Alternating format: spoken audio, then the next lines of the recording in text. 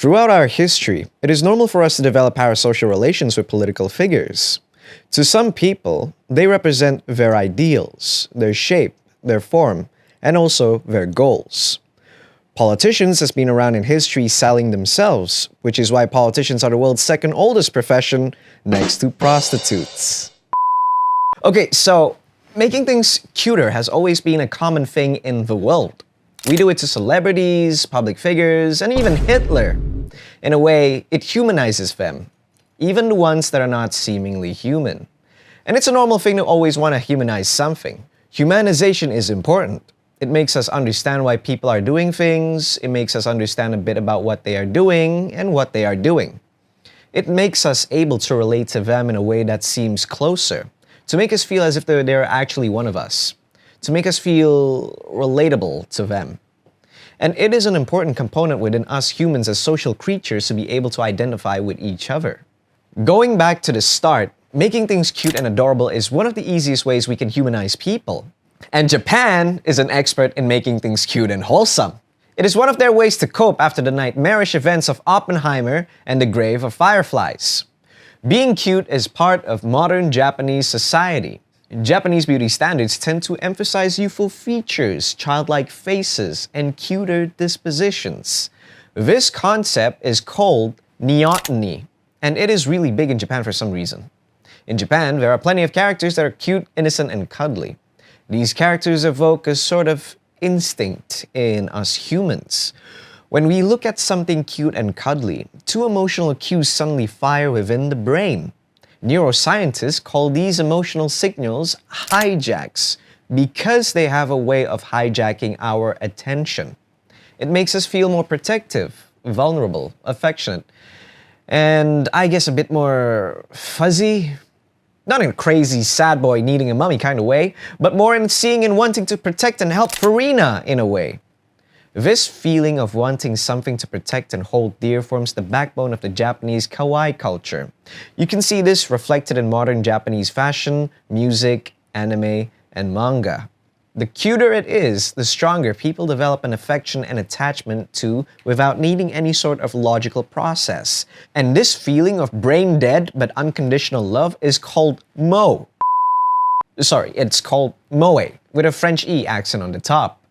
Don't get it wrong like I did, since it's borderline heretical to the anime community. So what is moe? A character that can evoke a sense of cuteness and how we, as consumers, develop a strong affection and adoration towards named characters. The term moe is often used to describe a character's traits or features due to how recurring it is in different characters across different media. You can see this in all the different animes through time and space, like deadass it's everywhere. Sure, most anime characters have moe in them, but some stand out from others.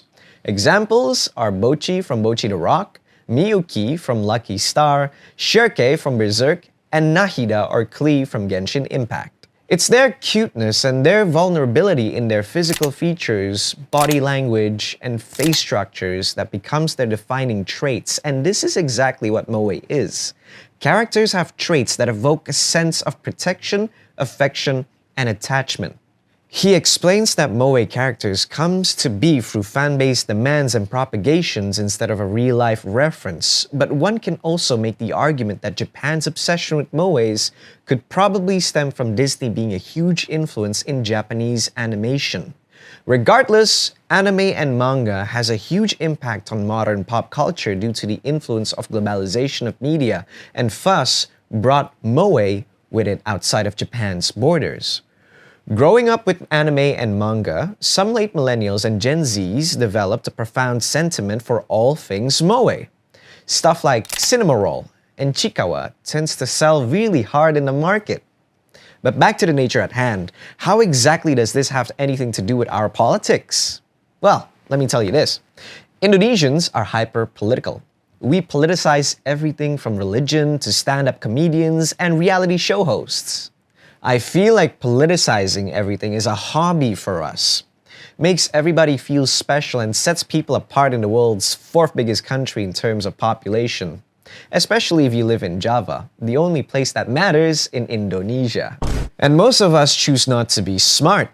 I personally think so because open discussions on Indonesian internet leads to a pissing contest between two jamets who has barely touched a book. But like all of us late millennials and Gen Zs, they too are also raised watching anime, and reading manga, and watching K-pop, and exposed to the cute culture of Japan or East Asia in general, or watch East Asian porn. And this continued exposure to this form of media has shaped what is perceived as cute in the Indonesian pop culture. What I'm saying is we dumb but we watch anime. You put hyper-politicization and anime or K-pop and you get the Moefication of Indonesian politicians. Indonesian politics is a business. We are a democracy, and a democracy needs votes, so everyone is trying to find as much votes as possible no matter the method. But you see, critical thinking is not a norm for Indonesian youths who are too used to a Priaist or Confucian norm. We're not used to challenging social authority, unless if we are hungry. Suharto learned that well. We tend to take everything in a face value and perceive everything in an ideal light. And because of our dumbass by choice nature, what we value is if something relates to us. Politicians understands this. Humanizing themselves makes us relate to these politicians whom we share a parasocial relationship. It is no different than rooting for your favorite VTuber or waifuing or husbandoing your Mihoyo characters. This takes the form of cringe. We as a population, especially the greenies in politics, forgo the complexities of politics in favor of something that is important to us. Cuteness. Instead of campaigning their programs and sharing the substance of what their goals like what politicians should do, they believe in gimmicks like Fortnite dancing or K-pop Q&As. And this is big here in Indonesia. Prabowo himself rarely spoke about his programs and did more dancing emotes than he did talking. I guess in some ways he truly is a man of action. And action, ladies and gentlemen, speaks louder than words. Prabowo himself, or more specifically his team, realized that we are pretty easy. And deadass, a lot of people actually voted him because he is Gemoy. Unless if you're a pink-haired pro-queer liberal from Twitter who would vote for the hardcore Islamic-backed Anis. For some reason. Kenapa lu milih Prabowo? Kan penjahat HAM. Kan mantunya Soeharto. Kan pernah ribut sama Jokowi. Karena Gemoy. Suddenly, because Prabowo is Gemoy, people treat him as a Pixar character instead of a whatever he is currently. This emphasizes on the subversion as to how Gilles Deleuze in his work Explain, which gives the embedded values clashing with paradoxes, or simply reverse the innate and connotation of name values. It refers to how general perceptions towards Prabowo, and especially Prabowo, and other political figures, which in an ideal world shouldn't be regarded as your goody-buddy guy or figures that you ought not to adore as you adore your K-pop idols or anime characters that you can't help to adore. And this also extends to the other Indonesian political figures. Anis is repackaged as a smart and cute, albeit kinda awkward oppa in his Anis bubble accounts where he interacts with army members. Not the green ones, but the ones that brings the light sticks. This is the same guy that turned a blind eye over identity politics and I swear to God, on his campaign, you get a crowd of people wearing white on both sides of the spectrum. Either you're extremely bigoted or extremely biased. The only thing in common that you guys have is that you guys are hyper-judgy. And apparently in his videos, we can understand that Anis has a deep sense of artistry that transcends time and space, reality and fiction, Coca-Cola and Pepsi, black and blue, or white and gold, sub and dubbed. Or maybe he's just damn delusional after getting bodied by the Gemoy fever. But another point to make is one of his minions, former Jokowi minion, Thomas Lembong, is also the subject of Moefication. Thomas Lembong is literally the SCBD Chindo Sigma male finance bro that all Indonesian fuckboys aspire to be but can't. Because they're not Chindo. He's cute, but not in a wholesome kind of way, but in a schmeckshi kind of way. You can see him play this up because he likes to wear rolled sleeves that says, if you like pina coladas getting caught in the rain, if you're not into yoga, if you have half a brain. If you like making love at the midnight in the dunes of the Cape, then I'm the love that you've looked for. I kinda think he isn't moified by daddy-fied. Speaking of daddy-fied and the conversion of politicians into sensual paternal figures, and oh, don't forget about our country's lack of fatherhood statistics. Mind you, we're in the 3rd position of fatherless country in the world based on Compass report. This treatment also extends to Grace Natalie and the PSE ladies who are definitely Moefied, but especially Grace Natalie. You see, Grace Natalie is a tall glass of drink for the thirsty boys on Discord. Her pale complexion and her silky dark hair, as well as the smile on her face, makes you know that she needs you, because the truth in her eyes says you know that she won't leave you, is just the right amount of energy men and boys with mommy issues require to get through a day of mewing, gooning, jelking, and girth maxing. With the same color scheme as f***ing Kuromi, Grace Natalie is a fan favorite for all the boys across Indonesia, next to Emily Willis. But getting back at the point from my tangent over the grace that God has descended upon Indonesia, let's not forget Ganjar. The 3GP man, the Indolander, the Emperor Penguin, the Saya Suka, El Chudai. Ganjar is the CEO of Bokep. And while that isn't cute at all, it is pretty much moe because it pushes the image of said politician to the extreme, aka jerk-off station. Choo choo choo! At the end of the day, being known for watching porn is not enough to beat the Gemoy. With all said and done, in today's political climate, we often reinterpret and idealize our political leaders as allies, influenced by the pervasive presence of moe elements.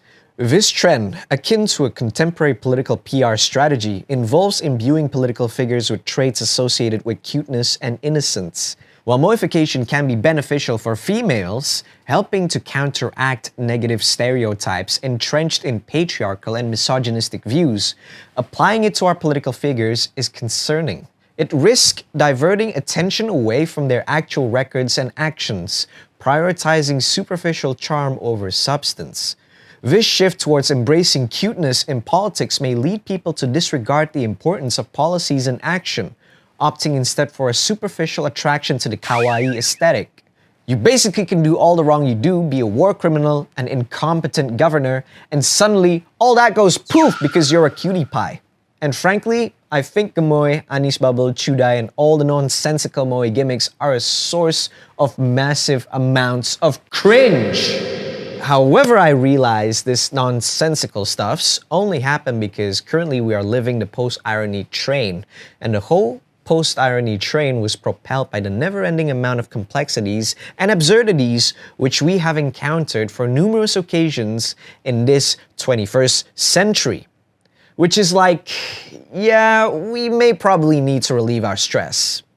Well, can't really blame them. I mean, us for that. But bruh, seriously, like, don't you cringe seeing politicians try and emulate us? This entire election can be summed up as a "how do you do, my fellow kids" meme. And let's not get started on the massive amounts of political posters and banners strut all across Indonesia that screams, "Vote for me, bro, I'm also a meme." It is okay that they are being used as memes, but seeing how tons of people are willing to vote because of that only reflects the sad truth about our growing society. That Indonesians care more about the cover than they do the book. Suddenly, dancing is more valued than substance in politics because of how it relates to a lot of us millennials and zoomers. This is not a good precedent to set in Indonesian politics for days to come. The Indonesian political scene will be a huge nationwide version of Step Up. Politicians will test their mettle not in the battle of words, but in the battle of moves. Imagine having to pay taxes because the guy who pushed for the call hit the gritty better than the rest. At this point, we should just rename our country Dance-nesia. Surely this is not the path that we want to go down as a nation. We don't want to put our futures and our lives in the hands of who's cuter, who's a better dancer, who's big on social media. Though it's good to try and relate to your voter base and to introduce a more personal approach to political discourse for the sake of better communication, Moefication and reduction of politicians' identity, history, and traits because of their cuteness shouldn't be normalized. It allows them to escape accountability and responsibility for the actions that they have taken in their past. And again, This is just a sad reflection of our generation's disinterest and non-understanding of our nation's social politics. Because late millennials and Gen Zs are a generation raised on instant gratification, we basically have minor ADHD, so it's important to convey the lessons of our politics through a dynamic, intriguing, and fun but thought-provoking approach. Moefication is just an attempt at that. It managed to reel people in but fails to make them understand what they are voting for. So once again, do remember that the colossal romanticization of someone's tragic love life is not a basis of politics and shouldn't be the basis of politics. Free lunch should. You should pick people not because they are kawaii, cute, or fist me, oppa. Rather, you should choose people with the sickest bars to drop about our economy, poverty, environment, and quality of life. Moefications of politicians in general isn't just an Indonesian problem, but it's a problem that most societies with a lack of critical thinking has. Politicians purposely employ this sort of strategy to mislead the people and reset their image. A combination of moefication and a populist approach to pop culture and social media has led to several leaders being appointed by rewriting their past records. Bongbong Marcos in the Philippines has managed to reshape the way Filipinos view the bloody history of the Marcos family just by being on TikTok. Sanna Marin, the Prime Minister of Finland between 2019 and 2023, has had her reputation online bolstered due to her looks being likened to an anime character. And on the note of a female public figure moified, on 2013, Natalia Poklonskaya, who was the Prosecutor General of Crimea, also had her image moified due to her anime looks, which had the effect of discounting the severity of the Russian occupation of Crimea. Even if it doesn't count as being moified, Jokowi turned into Naruto and Gibran into Boruto and for sakes Prabo into Sasuke. See how it is? Anti-intellectualism is on the rise in Indonesia, and logic has been thrown out of the window. I'm not saying that we shouldn't vote for any one of these, but I'm saying that there are people who would vote to fulfill their fantasies rather than any sort of solid substance. Don't vote because they're fat. Don't vote because they look like your favorite oppa. Don't vote because they belong in a f***ing zoo. Vote because you care about this country, Indonesia. Indonesia now has plenty of information about its politics that you can find on the internet. The choice of being smart, not stupid, is in your hands.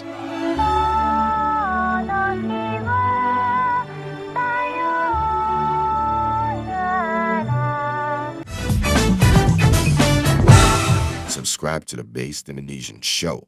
Dijamin halal